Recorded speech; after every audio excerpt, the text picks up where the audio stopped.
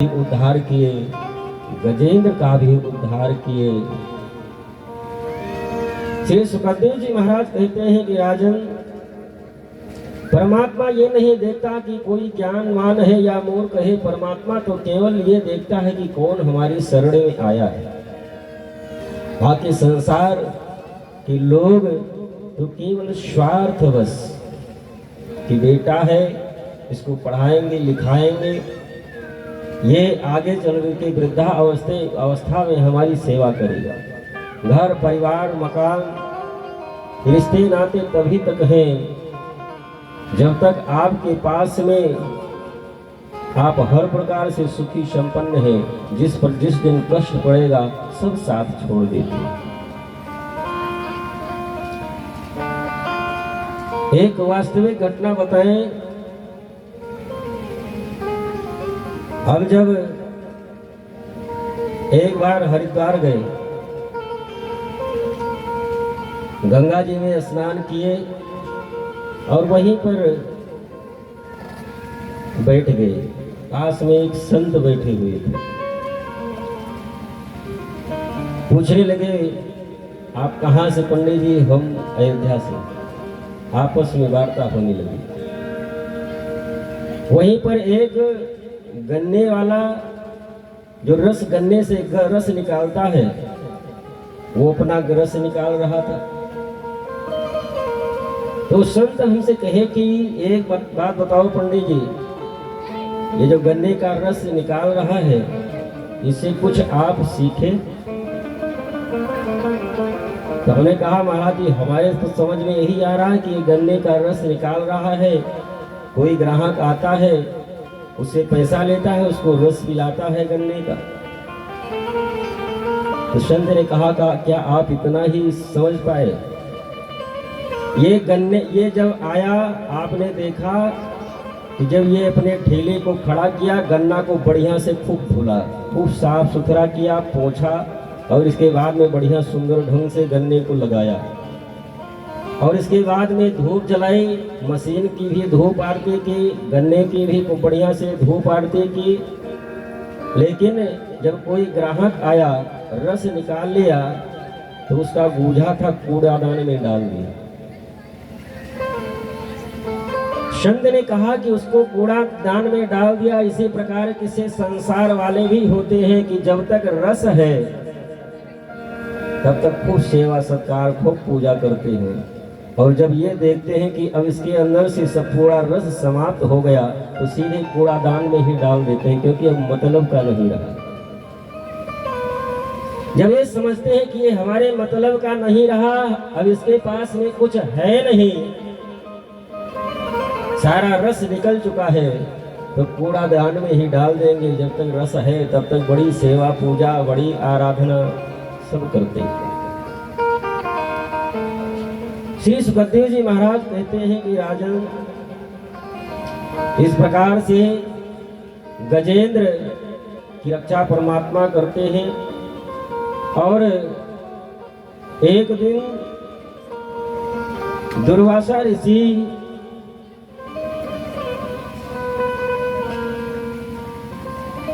स्वर्ग में पहुंचे और उनके गले में जो माला थी, देवताओं का राजा समझ करके इंद्र के गले में डाल दिया। इंद्र उस माला को उतारा और अपने हाथी को पहना दे। हाथी अपने सूंड से उस माला को उतार करके अपने पैर के नीचे कुचल दिया। दुर्वासा ने इस दृश्य को देखा, इंद्र को श्राप दे दिया कि तुम श्रीहीन हो जाओ। और ये बात जब दैत्यों के गुरु शुक्राचार्य जी महाराज को पता चली, तो राजा बलि से कहे कि इंद्र को श्राप मिल चुका है श्रीहीन होने का, स्वर्ग पर आक्रमण कर दो। राजा बलि अपने दैत्यों के साथ में स्वर्ग पर आक्रमण कर दिया, स्वर्ग पर विजय प्राप्त कर ली। सभी देवता त्रस्त होकर के दैत्यों से और भगवान विष्णु के पास में पहुंचे। भगवान विष्णु से निवेदन करने लगे, एवं स्तुता सुरगणैर भगवान् हरिरीश्वराः तेषामाविर्भूद्रान् सहस्राको दयाद्युतिः। भगवान से निवेदन करते हैं कि प्रभु आप ही हमारी रक्षा कर सकते हैं, आप ही हमारे साम्राज्य को वापस लौटा सकते हैं। दैत्यों ने स्वर्ग पर आक्रमण करके संपूर्ण स्वर्ग लोक पर अपना साम्राज्य स्थापित कर लिया है। आपकी शरण में आए हैं, आप हमारी रक्षा करें। भगवान विष्णु ने कहा कि आपने संत का अपमान किया, संत के प्रसाद का अपमान किया, जिसके फल स्वरूप तुम्हारा संपूर्ण साम्राज्य चला गया। और राजा बले अपने गुरु के आश्रित है, अपने सामर्थ्य गुरु के आश्रित है और गुरु के आज्ञा के अनुसार वो हर कार्य करता है जैसे गुरु आज्ञा करते हैं। यदि गुरु सामर्थ्य है तो वो अपने शिष्य को जैसा चाहे हर प्रकार से सुखी संपन्न कर सकता है, रास्ता बता करके, धर्म के रास्ते पर चला करके। और गुरु भी जब भी करना चाहिए तो सोच समझ करके करना चाहिए, जो श्रेष्ठ हो, धर्म के मार्ग पर चलने के लिए जो प्रेरित कर सके, जो आपके हर दुख सुख को समझ करके आपको धर्म मार्ग पर चलने के लिए प्रेरित कर सके। भगवान विष्णु ने कहा इस समय गुरु की कृपा है राजा बलि के ऊपर। यदि मैं कहूँ और मैं भी साथ दूं तुम्हारा देवताओं पर आक्रमण करने के लिए, तो मैं भी उसको पराजित नहीं कर सकता। एक उपाय है, वो उपाय ये है कि समुद्र में है अमृत, समुद्र का मंथन करो, और अकेले तुम समुद्र का मंथन कर भी नहीं सकते। अकेले समुद्र का मंथन नहीं कर सकते, तुम दैत्यों से मिल करके दोनों भाई समुद्र का मंथन करो। देवताओं ने कहा कि वो तो हमसे दुश्मनी करते हैं, कैसे वो हमारी बात को मानेंगे। भगवान कहते हैं अरयोपि संधेया, अरयोपि संधेया सत्कार्यार्थ गौरवे अहिमूषक वध देवाः यार्थस्य पदवीं गतैः। भगवान ने देवताओं से कहा कि जिस प्रकार से जब सर्प भी मुंह से मित्रता कर लेता है, जब उसके जान की पड़ती है, तब वो तो तुम्हारे भाई ही तो है। केवल माताएं तो दोनों की अलग अलग है, देवता दैत्य की। पिताजी तो कश्यप ही है, तुम भी कश्यप नंदन हो, दैत्य भी कश्यप नंदन है, भाई पिता तो दोनों को एक ही है। तो उनसे वार्ता करने में क्या जाती है। दोनों लोग मिलकर के समुद्र का मंथन करो, अमृत निकलेगा, अमृत का पान कर लेना, तुम अमर हो जाओगे, फिर आक्रमण करना और तुम लोगों को कोई मार ना पाएगा।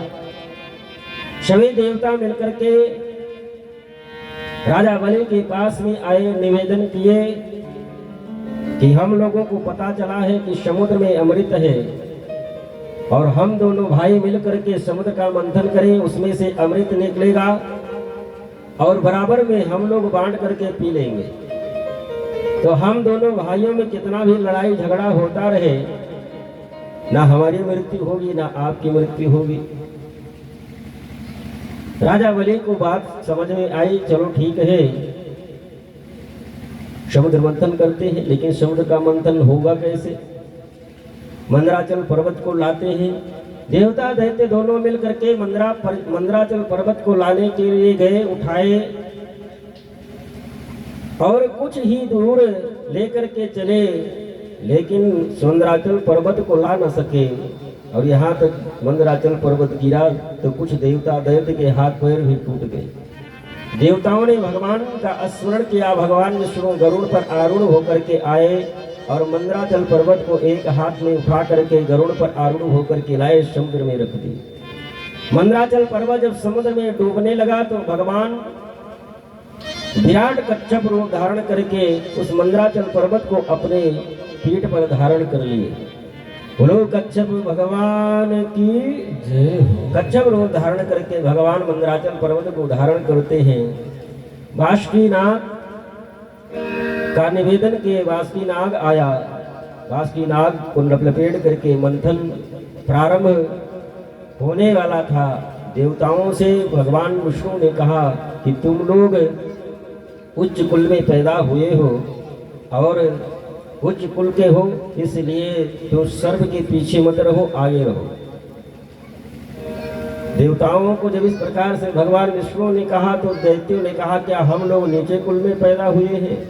अरे हम ही तो उच्च कुल में हैं, पिता तो एक ही है, हम लोग रहेंगे सर्प के मुख की तरफ।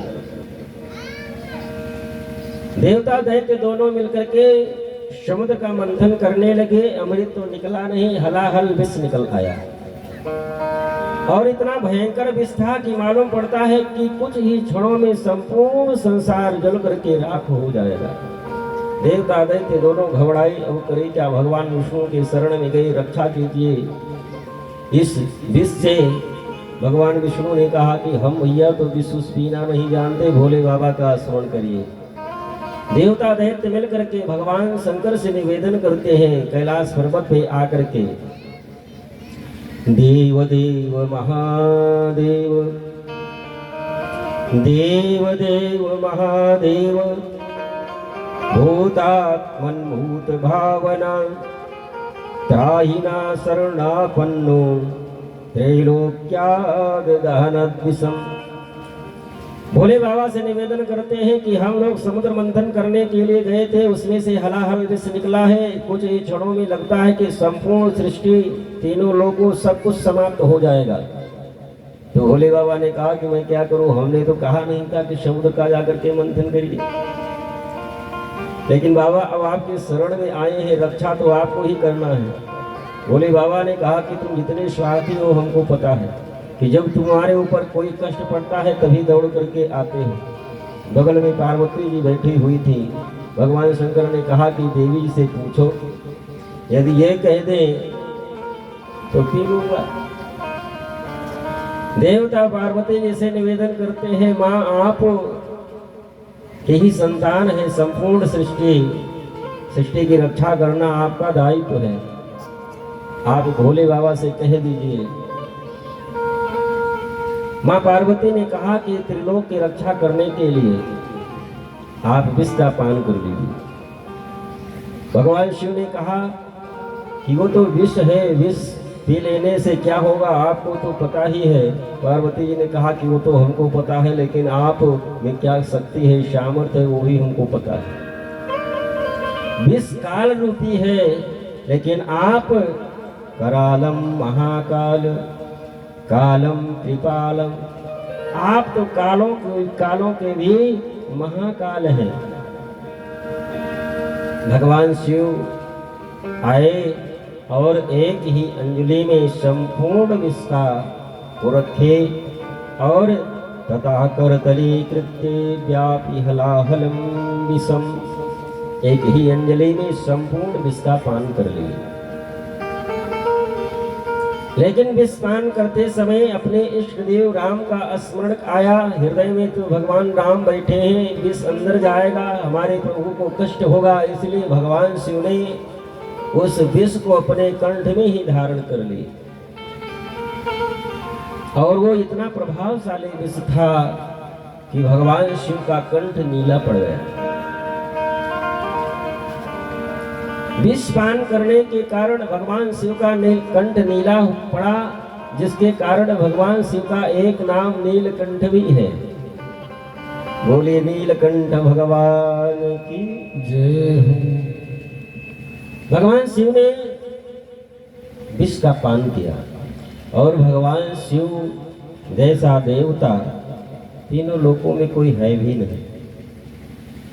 भगवान शिव के समान कोई देवता तीनों लोकों में कोई है भी नहीं। अन्य देवों के यहाँ मंदिरों में तो बड़ा प्रतिबंध होता है। चाहे राम जी का मंदिर हो, कृष्ण भगवान का मंदिर हो, विष्णु भगवान का मंदिर हो, सबके यहाँ एक नियम कानून होता है कि इतने बजे से इतने बजे तक मंदिर खुलेगा और पूजा पाठ करने वाला कोई ब्राह्मण पुजारी जो मंत्र दीक्षा लिए होगा वही पूजा कर सकता है, वही मंदिर के अंदर जा सकता है, सब मंदिर के अंदर नहीं जा सकते।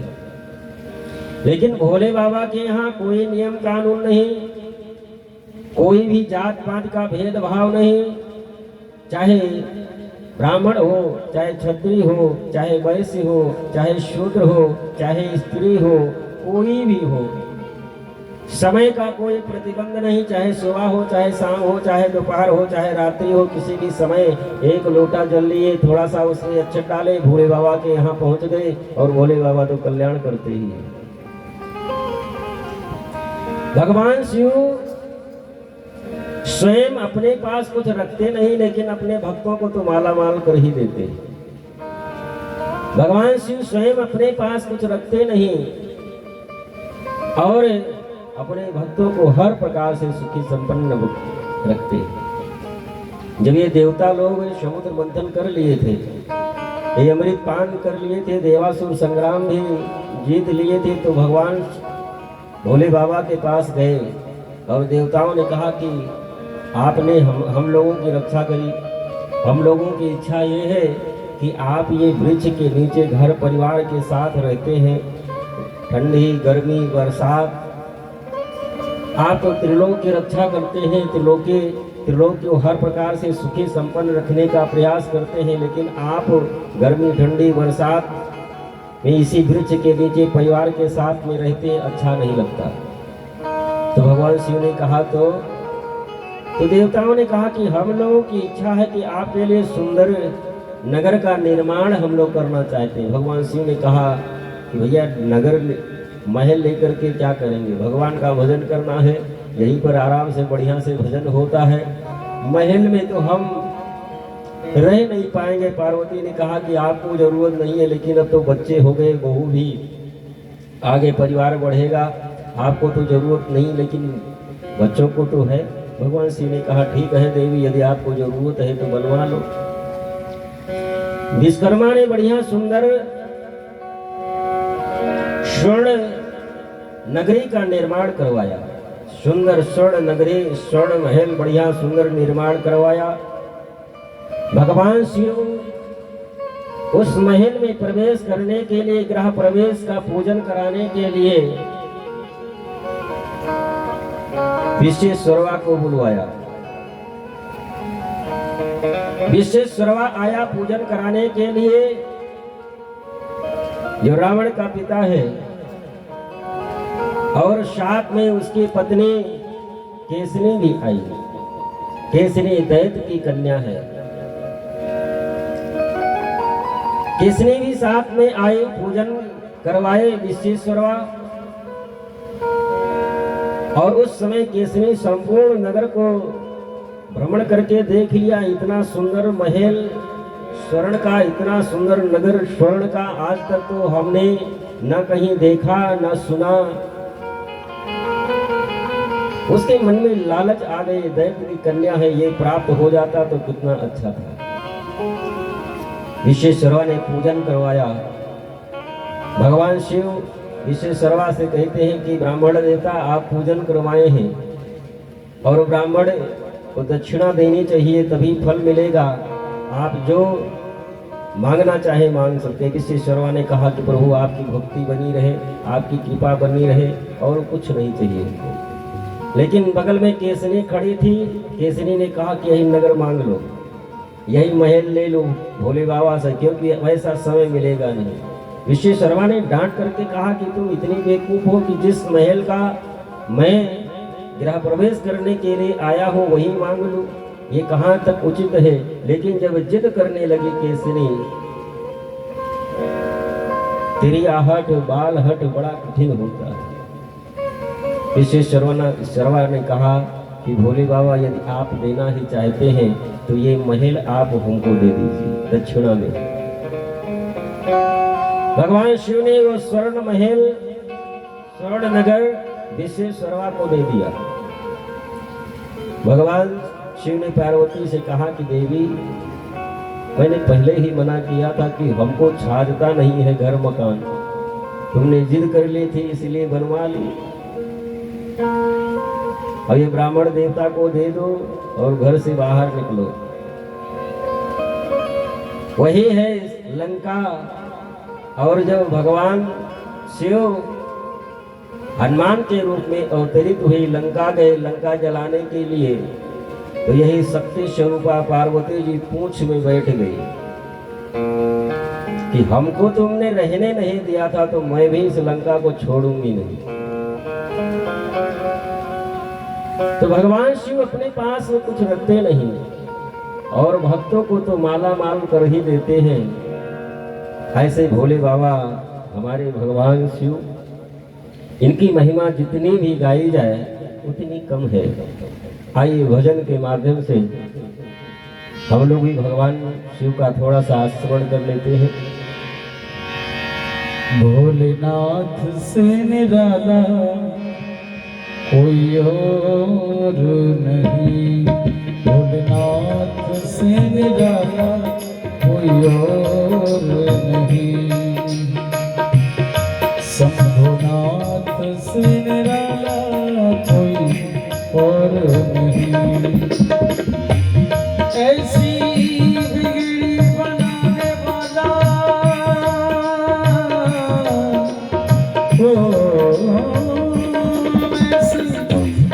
बिगड़ी बनाने वाला और नहीं, शंभुनाथ भोलेनाथ से निराला कोई और नहीं, भोलेनाथ से निराला कोई और नहीं।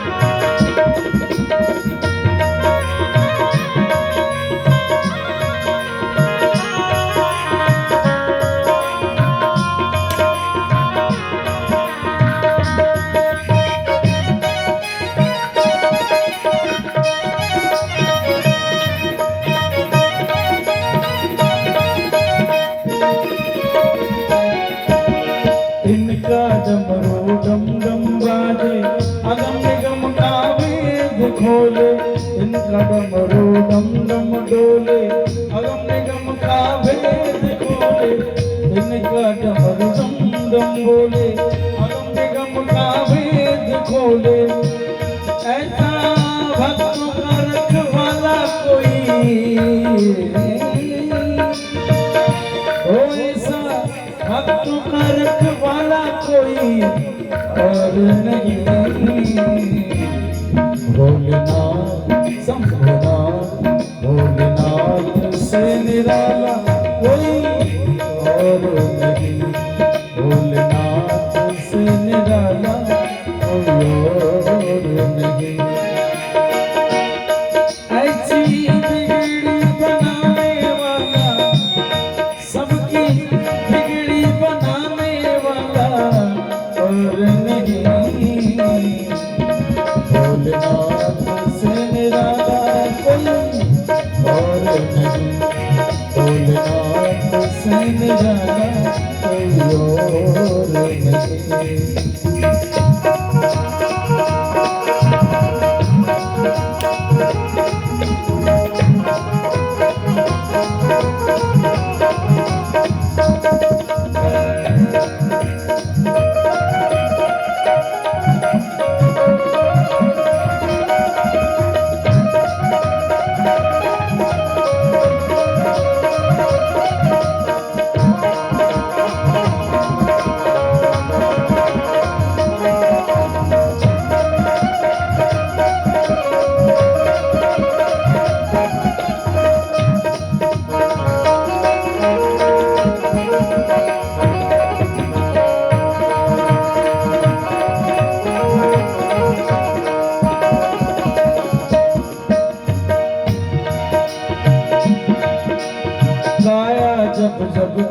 करवट बदले पाप चमकते अगले पिछले पाप चमकते अगले पिछले आया जब जब करवट बदले पाप चमकते अगले पिछले पाप चमकते अगले पिछले ऐसा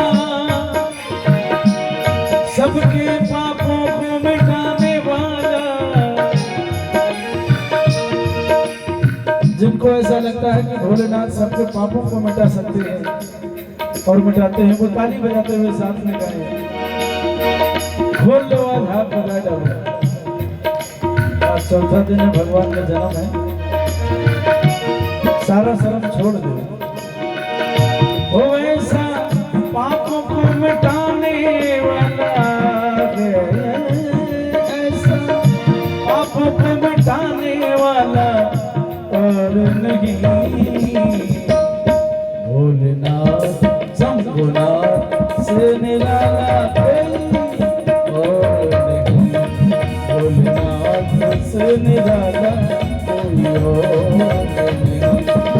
मेरी बिगड़ी बनाने वाला, सबकी बिगड़ी बनाने वाला और नहीं। भोलेनाथ से निराला कोई और नहीं। भोलेनाथ से निराला कोई और नहीं।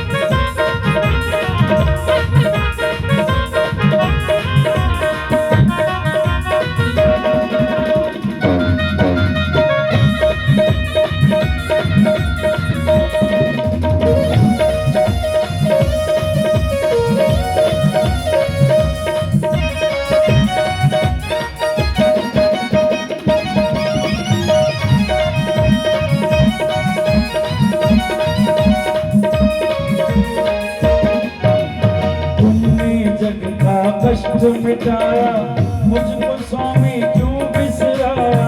तुमने जग का कष्ट मिटाया मुझको स्वामी क्यों बिसराया।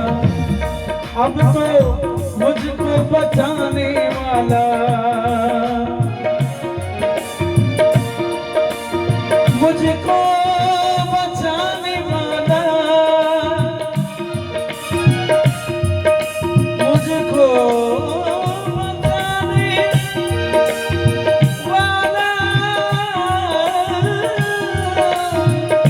मुझको बचाने वाला, ओ तो मुझको बचाने वाला और नहीं। भोलेनाथ शंभुनाथ भोलेनाथ से निराला कोई और नहीं। भोलेनाथ से निराला कोई और नहीं। मेरी सबकी ऐसी बिगड़ी बनाने वाला, ओ सबकी बिगड़ी बनाने वाला और नहीं। भोलेनाथ शंभुनाथ भोलेनाथ से निराला कोई और नहीं। शंभुनाथ से निराला कोई और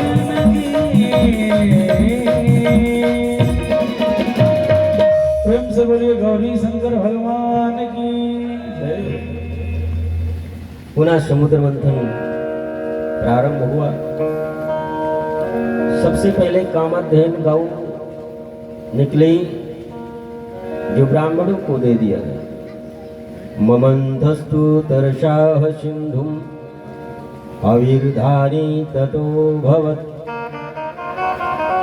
कामधेनु गौ अग्निहोत्री ब्राह्मणों को दे दिया गया, ऋषियों को। उच्च श्रवा घोड़ा निकला, जो राजा बलि को दे दिया गया।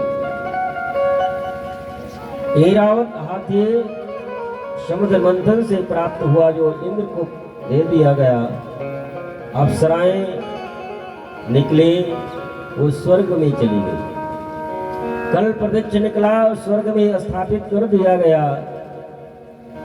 और इसके बाद में स्वयं श्री लक्ष्मी जी का प्रादुर्भाव समुद्र मंथन से हुआ। वो वरमाला लेकर के निकली। सब यही इंतजार में कि लक्ष्मी जी हमारे गले में वरमाला डालें, मैं लक्ष्मीपति बन जाऊं। लेकिन लक्ष्मी जी किसी के गले में वरमाला न डाल करके एकांत में बैठे हुए भगवान विष्णु की ही अर्धांगिनी है, भगवान नारायण की ही अर्धांगिनी है, तो भगवान नारायण के गले में वरमाला डाल दी। एक दिन लक्ष्मी जी भगवान विष्णु से कहने लगी कि आपका विवाह तो हमारे साथ हो गया, मैं आपके साथ में विवाह कर ली। लेकिन उसी समुद्र मंथन के साथ हमारी बड़ी बहन जो है उनका भी जन्म हुआ था। और प्रभु आपकी साली ऐसे कुंवारी रह जाए तो ये कितनी लज्जा की बात है। तो भगवान विष्णु ने कहा कि तुम्हारी बहन कौन है? लक्ष्मी जी ने कहा कि मेरी बड़ी बहन है जिसका नाम है दरिद्रता। वो दरिद्रा देवी वो हमारी बड़ी बहन है, और आपके रहते यदि कोई वो कुंवारी रह जाए तो इस शर्म की बात है। भगवान विष्णु ने कहा ठीक है, मैं उनकी भी व्यवस्था कहीं करता हूँ। लक्ष्मी जी ने कहा लेकिन दरिद्रता का मतलब आप समझते हैं? भगवान विष्णु ने कहा अच्छी तरह से समझते हैं, लेकिन हमारे चेला चपाटे भी बड़े फक्कड़ हैं। ढूंढता हूं कहीं तुम्हारी बहन के योग्य वर। एक उद्वालक नाम के ऋषि थे, वो यज्ञ कर रहे थे। भगवान विष्णु उद्वालक ऋषि के आश्रम में पहुंचे, भगवान के चरणों में प्रणाम किए। भगवान विष्णु उद्वालक ऋषि से कहे कि आप क्या चाहते हैं? तो उद्वालक ऋषि ने कहा कि प्रभु हमको चाहना क्या है, आप हमारे ऊपर प्रसन्न रहें, बस इससे बढ़ करके और क्या चाहिए हम साधु संतों को। तो भगवान विष्णु ने कहा कि खुश रहने वाला काम करोगे तब न खुश रहूंगा। तो प्रभु क्या करें जिससे आप खुश रहें? भगवान विष्णु ने कहा विवाह कर लो। भगवान विष्णु ने कहा विवाह कर लो। ठीक है प्रभु, यदि आप हमारे विवाह से प्रसन्न होते हैं, हमारे विवाह करने से, तो विवाह कर लेंगे। तो जिसके साथ में आपको विवाह करना है अपने पत्नी को पहले देख लो, आपके योग्य है कि नहीं है। उद्वालक ऋषि ने कहा कि प्रभु जब हम अपनी इच्छा से करते तब तो हम देखते, हम तो आपको प्रसन्न करने के लिए आपकी इच्छा, आप जिससे प्रसन्न रहें मैं तो वही कर रहा हूँ, आप जिससे विवाह कराएंगे मैं कर लूँगा। उद्वालक ऋषि के साथ में दरिद्रता का विवाह हो गया। वो विदा करा करके जो अपने आश्रम पर लेकर के गए, तो दरिद्रता ने देखा कि यहाँ पर भगवान का भजन हो रहा है, यहाँ संकीर्तन हो रहा है, यहाँ कथा हो रही है, यहाँ यज्ञ चल रहा है, यहाँ सब बड़े सुमति से रह रहे हैं। तो दरिद्रता ने कहा कि मैं तो यहाँ नहीं रह पाऊंगी, ये हमारे रहने के योग्य स्थान नहीं है। तो देवी आप कहाँ पर रहेंगी? तो उन्होंने कहा कि हम जहाँ पर झगड़ा लड़ाई, आपस में लट्ठिम लट्ठा मार पीट, भाई भाई में ईर्ष्या द्वेष, एक भाई दूसरे भाई को देखना नहीं चाहता, थोड़ी सी जमीन के एक बित्ता जमीन के लिए सैकड़ों वर्ष मुकदमा, 1000 की जमीन 10 लाख लगा देंगे लेकिन भाई को नहीं देंगे। जहाँ पर ईर्ष्या द्वेष, आपसी भेदभाव, मार पीट, लड़ाई झगड़ा, जहाँ पर मदिरा पान, वैश्यागमन, जहाँ पर जितने भी संसार के पाप कर्म कहे गए हैं सब होता है, हम तो वहीं रहती हूँ, हम आपके यहाँ नहीं रह पाएंगे। तो देवी मैं क्या करूँ? हमारे आश्रम में जो चलता है तो यही चलेगा, बाकी हमने तो भगवान विष्णु को प्रसन्न करने के लिए, उनकी इच्छा पूर्ति करने के लिए विवाह किया था। बाकी हमारी कोई विवाह की इच्छा नहीं थी। आप जैसा चाहें। तो दरिद्रा देवी वापस लौट आई। फिर पुनः लक्ष्मी जी भगवान विष्णु से प्रार्थना करने लगे कि आप विवाह तो कराए, लेकिन वो उनके रहने के योग्य जगह नहीं थी, वापस लौट करके चले आए। तो भगवान विष्णु ने कहा ठीक है देवी, वो हमारी साली है तो उसकी व्यवस्था करना भी हमारा दायित्व है। तो लक्ष्मी जी ने कहा क्या तुम उसको हमारी सौत बना करके रखोगे? नहीं, सौत तो नहीं बनाएंगे, लेकिन कुछ ना कुछ तो व्यवस्था करना पड़ेगा, वो साली है। तो भगवान विष्णु स्वयं पीपल का वृक्ष बन गए और दरिद्रा देवी से कहा जो उसमें गूदा लगता है तो उस रूप में हमारे साथ में चिपक करके पूरा जीवन रहो। इसीलिए हमारे सनातन धर्म के लोग पीपल के वृक्ष को काटते नहीं, क्योंकि वो भगवान विष्णु का ही स्वरूप है। पीपल के पत्ते पत्ते पर देवताओं का निवास रहता है, क्योंकि भगवान विष्णु स्वयं रहते हैं। तो देवता लोग भी पीपल के वृक्ष पर विराजमान रहते हैं। इसलिए हमारे सनातन धर्म के लोग पीपल के वृक्ष को काटते नहीं। और एक बात बताएं, और यदि कोई बहुत लंबी बीमारी से पीड़ित है, दवा काम न कर रही हो, तो प्रतिदिन थोड़ा सा शहद, शुद्ध शहद सुबह शाम किसी भी टाइम जाकर के पीपल के वृक्ष के ऊपर डाल दें और भेंट करके निवेदन करें 21 दिन के अंदर जो दवा काम नहीं कर रही है, बीमारी नहीं जा रही है, निश्चित रूप में बीमारी धीरे धीरे दूर हो जाएगी। लेकिन शहद उतना ही लेकर के जाना है जितना चढ़ा करके चले आए, लौटा करके नहीं लाना है। उतना ही पात्र में लेकर के जाएं जितना चढ़ा दें। शनि देव के लिए तो सब जानते हैं कि शनि रुष्ट है, तो पीपल के ऊपर जल में तिल डाल करके चढ़ाना, दीपक चढ़ाना, तेल चढ़ाना, ये तो सब जानते हैं। पीपल पर शनि देव ही नहीं सभी देवता रहते हैं और ये भगवान विष्णु का ही स्वरूप है। एक पद्म पुराण की कथा है, पद्म पुराण में ऐसा वर्णन आया है। एक सेठ थे, उनके पास में अपार धन संपत्ति वैभव था। सेठ के पास में अपार धन संपत्ति वैभव कई पीढ़ियों से चला आ रहा था। एक दिन लक्ष्मी जी सेठ को स्वप्न दिखाती हैं, स्वप्न में आई कि कल मैं तुम्हारा घर छोड़ करके चली जाऊंगी। सेठ को स्वप्न में दिखाएं कि कल मैं तुम्हारा घर छोड़ करके चली जाऊंगी, लेकिन जाते समय तुमको मैं एक वरदान दे करके जाऊंगी, जो तुम मांगना चाहते हो वो मांग लेना। सेठ की नींद खुली, बेचारे बहुत परेशान हुए कि इतना धन संपत्ति वैभव लक्ष्मी की जाने के बाद में ये सब कुछ तो समाप्त हो जाएगा, मैं तो दरिद्र हो जाऊंगा। क्योंकि हर प्रकार से सुखी संपन्न व्यक्ति एकाएक दरिद्र हो जाए तो कितने कष्ट की बात है।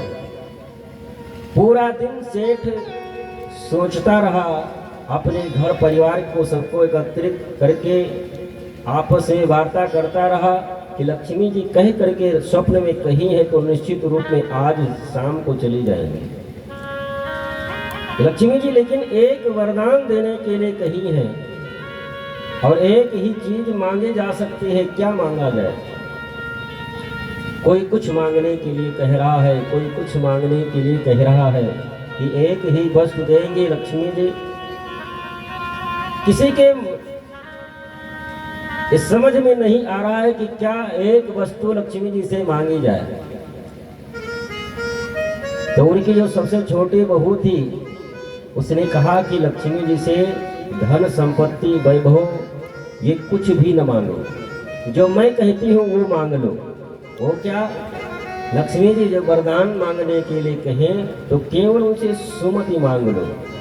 सब लोग डांटने लगे, सुमति लेकर के क्या करोगी, ओढ़ोगी, बिछाओगी, खाओगी कि पहरोगी, सुमति लेकर के करोगी क्या। सब लोग डांटने लगे उसको। लेकिन सेठ ने कहा कि ये कह रही है तो चलो सुमति ही मांग लेते हैं। मान लीजिए लक्ष्मी जी कोई वस्तु देने के लिए कहीं, उसके एक वस्तु से तो ऐसा है नहीं कि पूरा परिवार चलता रहेगा। चलो इसकी बात मान लेता हूँ, हो सकता है इसके बात में दम हो।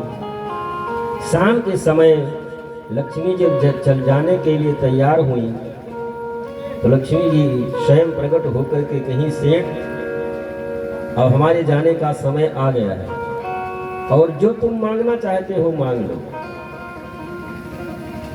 सेठ ने कहा कि माँ, कई पीढ़ियों से आपकी कृपा से धन संपत्ति वैभव हमारे साथ में रहा, लेकिन आपके जाने के बाद में शायद सब कुछ आपके साथ चला जाएगा। लेकिन जाते जाते यदि आप देना ही चाहते हैं तो आप हमको सुमति दे करके जाए।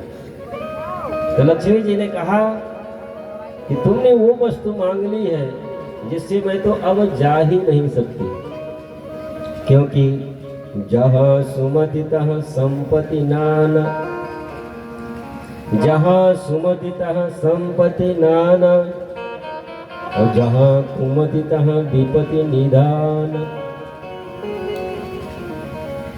लक्ष्मी जी ने कहा कि जहाँ पर घर में, परिवार में सुमति है, वहां पर तो मैं निश्चित रूप में निवास करती हूँ। मैं अब तुम्हारा घर छोड़ करके कैसे जा सकती हूँ। कथा सुनी क्यों जाती है, इसीलिए कि मानव का जीवन परमात्मा ने जब दिया है कृपा करके, इसकी उपयोगिता क्या है और भगवान इस धरातल पर अवतरित क्यों होते हैं। क्या रावण, कुंभकर्ण, कंस, हिरण्याकश्यप को मारने के लिए? अरे इन दैत्यों को परमात्मा चाहे तो भृत्य विलास श्रेष्ठ लय हुई। जितने देर में आपकी पलक उठती है, गिरती है, उतनी देर में वो परमात्मा चाहे तो संपूर्ण सृष्टि को समाप्त कर सकता है। उसमें वो शक्ति, वो सामर्थ्य है। ये रावण, कुंभकर्ण, हिरण्याकश्यप कौन ऐसे चीज है जिनके लिए परमात्मा को इस धरातल पर अवतरित होना पड़े। परमात्मा को धरातल पर अवतरित होने का मुख्य कारण एक ही है। ये मृत्यु लोक में जो मानव के रूप में जो जीव है, इनका कल्याण कैसे हो सके, ये धर्म पथ पर कैसे चले, धर्म की स्थापना करने के लिए परमात्मा इस धरातल पर अवतरित होता है। रावण कोई एक व्यक्ति नहीं है, रावण तो एक प्रवृत्ति है। राक्षस कोई एक व्यक्ति नहीं होता, एक प्रवृत्ति है। उस प्रवृत्ति को समाप्त करने के लिए परमात्मा को धरातल पर अवतरित होना पड़ा। दैत्य, मानव और देवता इस शरीर में देखने में एक ही जैसे होते हैं। शरीर से कोई अंतर नहीं होता। ऐसा नहीं कि जो दैत्य हैं उनकी बड़ी बड़ी सींग हुआ करती है, उनके पीछे पूंछ लगी रहती है, ऐसा नहीं है। दैत्य और मानव शरीर में एक ही जैसे होते हैं। इनमें अंतर कैसे किया जा सकता है? केवल स्वभाव से। स्वभाव से देवता और दैत्यों में अंतर किया जा सकता है। मानव किसको कहते हैं? जो भगवान राम ने अवतरित होकर के जैसा आचरण किया है वो मानव का चरित्र है। भगवान राम सुबह उठते हैं, सबसे पहले प्रातःकाल उठी करी रघुनाथा, मात पिता गुरु नाम ही माथा। प्रातःकाल उठी के रघुनाथा, मात पिता गुरु नाम ही माथा। प्रातःकाल उठ के रघुनाथा, मात पिता गुरु नावहि माता, मात पिता गुरु नावहि माता।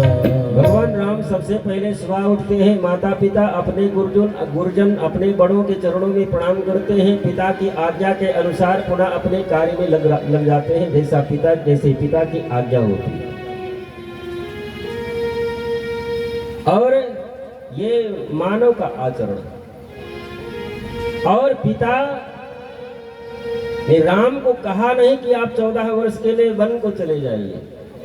चक्रवर्ती सम्राट महाराज दशरथ ने राम को नहीं कहा, लेकिन केवल अपनी पत्नी कैकेयी को वचन दे दिए, और उस वचन को पूरा करने के लिए राम ने 14 वर्ष के लिए, और छोटा मोटा साम्राज्य नहीं है अवध का, अवध के साम्राज्य को देख करके कुबेर भी लज्जित होता है। सूर्य उदय से लेकर के सूर्य अस्त तक साम्राज्य है, कोई छोटा मोटा साम्राज्य नहीं है। पिता के वचन को पूर्ण करने के लिए इतने बड़े साम्राज्य को छोड़ करके राम चले गए, और इस बड़े साम्राज्य को भरत के लिए छोड़ करके गए, लेकिन भरत भी राम के लिए इतने बड़े साम्राज्य को गेंद की तरह दोनों भाई एक दूसरे के पहले में फेंकते रहे। ये है मानव का आचरण, मानव का चरित्र। लेकिन दैत्य किसको कहते हैं? माँ नहीं मात पिता नहीं देवा, माँ नहीं मात पिता नहीं देवा। जो अपने माता पिता को मानता नहीं, अपने माता पिता को, अपने गुरुजनों को, अपने श्रेष्ठ जनों को का जो सम्मान नहीं करता, जो अपने गुरुजन माता पिता का सम्मान नहीं करता, माँ नहीं मात पिता नहीं देवा, और साधुन से करवा वही सेवा, जिनके या आचरण भवानी सोई जानिए निश्चर सम। निश्चर और मानव के आचरण में ही इनकी पहचान होती है। अब कौन किस कैटेगरी में है, ये अपने से ही आकलन हम आप कर सकते हैं कि हम मानव हैं या दैत्य हैं। लक्ष्मी जी सेठ से कहती हैं कि जहां सुमति तहां संपत्ति नाना। जब आप सुमति मांग बैठी हैं तो मैं आपके परिवार को छोड़ करके कहां जा सकती हूँ। लक्ष्मी जी उसी सेठ के घर में पुनः रह जाती हैं। इधर समुद्र मंथन होता रहा। समुद्र से स्वयं भगवान धन्वंतरी के रूप में अमृत का कलश लेकर के प्रकट हुए। देखते ही देखते दैत्यों ने अमृत का कलश धन्वंतरी भगवान से छीन करके और वहां खड़े हुए। देवता लोग भगवान से प्रार्थना करने लगे कि समुद्र का मंथन तो साथ साथ में किए, लेकिन अमृत निकला जिसके लिए मंथन कर रहे थे वो तो दैत्य लेकर के निकल गए। लेकिन दैत्य अमृत का कलश लेकर के गए, लेकिन आपस में ही लड़ रहे हैं। अहम